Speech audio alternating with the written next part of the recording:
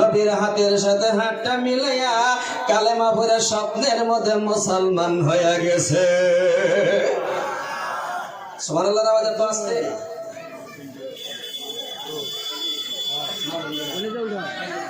মা বোনেরা জায়গা হইতেছে না, আপনারা একটু মেহরবানি করে আইগিয়ে আসেন। হ্যাঁ ইনশাআল্লাহ একটু আইগিয়ে আসেন। আপনারা মা বোন যারা আছেন তারা একটু প্যান্ডেলে জায়গা হইতেছে না, আপনারা একটু আগে আগিয়ে আসেন।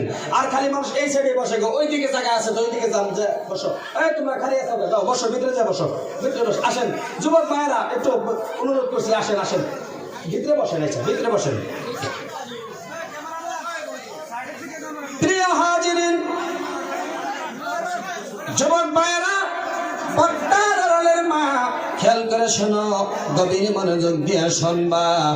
এদিক সেদিক তোমরা তাকাবা না, এদিক সেদিক লক্ষ্য করবা না।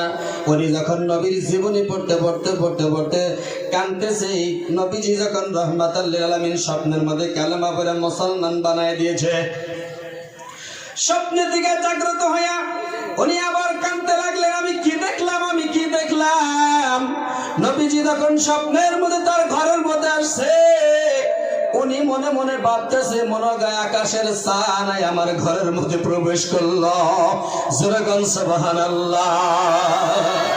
আমি কি দেখলাম, আমি কি দেখলাম, স্বপ্নের মধ্যে আমি মুসলমান হয়ে গেলাম।